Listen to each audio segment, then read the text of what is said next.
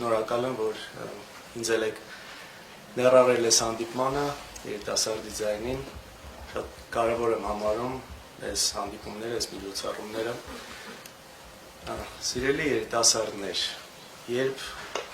երբ ես ստացա հրավերը մասնակցելու այս միջոցառմանը ու խորագիրը ինչ է ուժեղ պետությունը երիտասարդի տեսանկյունից, նախ փորձեցի ինքս իսկապես մտածել այս հարցի շուրջ, որոշ կրառումներ արեցի իմ համար, մտքերս փորձեցի ձևակերպել ու իսկապես ինչ է ուժեղ պետությունը երիտասարդի տեսանկյունից եւ ինչն ավելի կարևոր է, ինչպես այն կառուցել, ինչպես անել այնպես, որպեսզի երիտասարդը ուզենա ապրել մեր երկրում, ուզենա աշխատել մեր երկրում, ընտանիք ստեղծել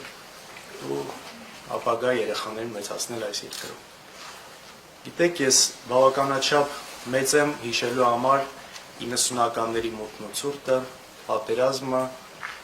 դժվարությունները, բոլոր այն զոհությունները, որոնց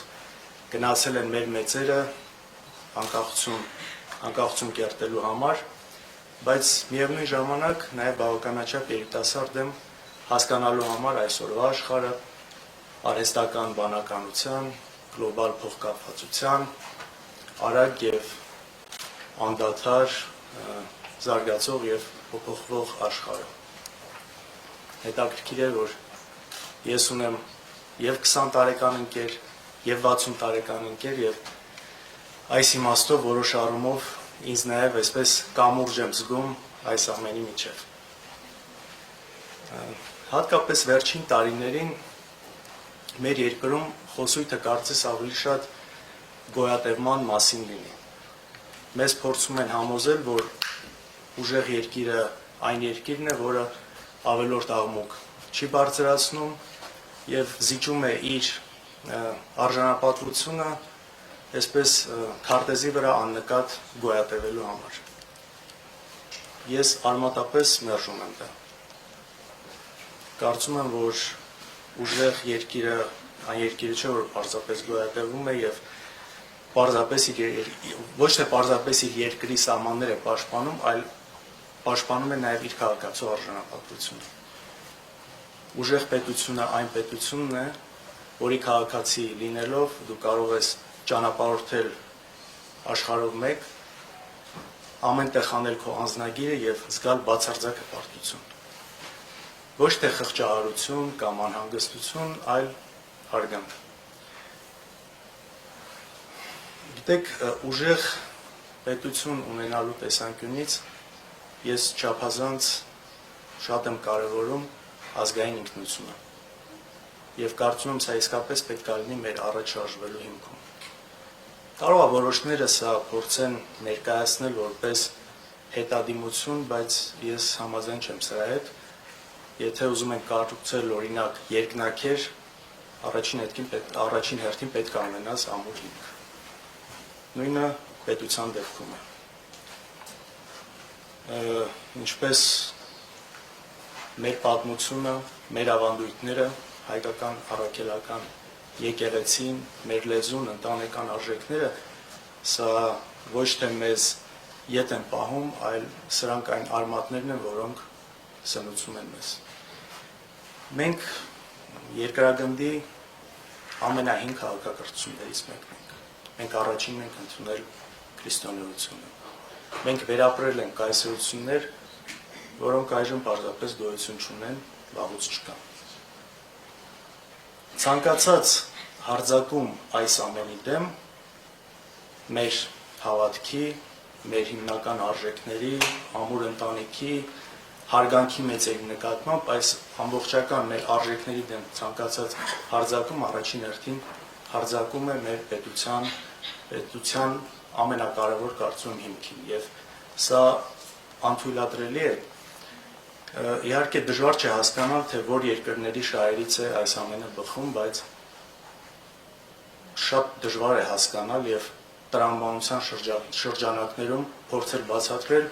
երբ որ այս հարձակումները տեղի ունենում հենց մեր երկրում, Հայաստանում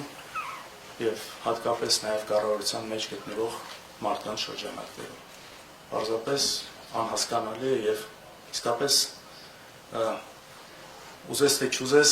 ուրիշ տեղ են տանում այդ մտքերը, թե ինչի համար է այս ամեն ինչը արվում։ Երիտասարդների համար էլ ինչ է նշանակում ուժեղ պետությունը, կարծում եմ ամենակարևորներից մեկը երիտասարդների համար ուժեղ պետությունը դա տեխնոլոգիապես զարգացած պետությունն է։ Այսօր մենք գիտենք, ոչ մեկի համար գաղտնիք չէ, որ գլոբալ ազդեցությունը ոչ միայն ֆիզիկականն է, այլ նաև թվայինն է։ Ես համոզված եմ, որ արտադրված է Հայաստանում պիտակը կարող է լուրջ բրենդ դառնալ նաև տեղեկատվական տեխնոլոգիաների ոլորտում։ Այստեղ կառավարության անելիքը պետք է լինի ձեր ճանապարհից խոչընդոտները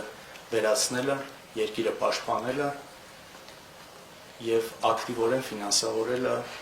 կրթություն հետազոտությունները առանց բյուրոկրատական ավելորդ քաշքշուկների։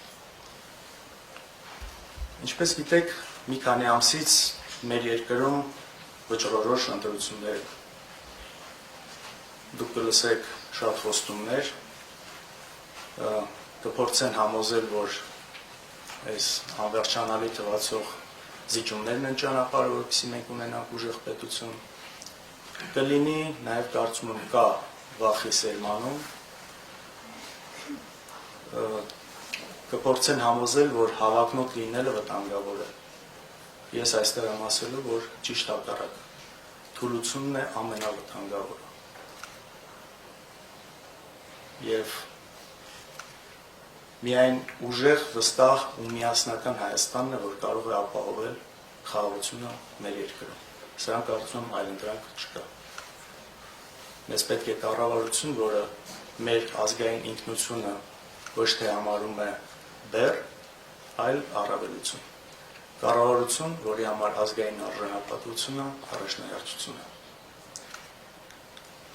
Եթե փորձեմ ամփոփել, այսպես ինչ է նշանակում ամեն դեպքում ուժեղ պետություն երիտասարդի այս տեսանկյունից, նախ կարծում եմ դա այն Հայաստանն է, որն անբեկանելիորեն հայկական է եւ պաշտպանված։ Դա Հայաստանն է, որը տեխնոլոգիապես զարգացած է, եւ դա Հայաստանն է, որտեղ ընտանիքները մնում են ամուր, միասնական, հավատքը ամրացնում է մեզ եւ որտեղ ձեր ապագան բարեկեցիկ է եւ ապահով։ Հիմա այս ամենը ինքն իրեն չի լինելու։ Այս ամենում պետք է ձեր էներգիան, ձեր ժամանակակից մոտեցումները, ինտելեկտը եւ այո, նաեւ ձեր առողջ քննադատությունը։ Պետք չէ մեկուսանալ քաղաքական գործընթացներից, պետք չէ դրանցից վախենալ, պետք չէ հուսահատ։ Ապացիան հենց ամենավտանգավոր թշնամին է ուժեղ պետություն ունենալու ճանապարհին։ Եվ ես համոզված եմ, որ մենք իսկապես միասին կարող ենք թերթել մեր պատմության այս բարդ էջը, միասին կարող ենք կառուցել այն երկիրը, որը մենք ուզում ենք, ինքնիշխան, ապահով, բարեկեցիկ եւ գոյակապ Հայաստանը։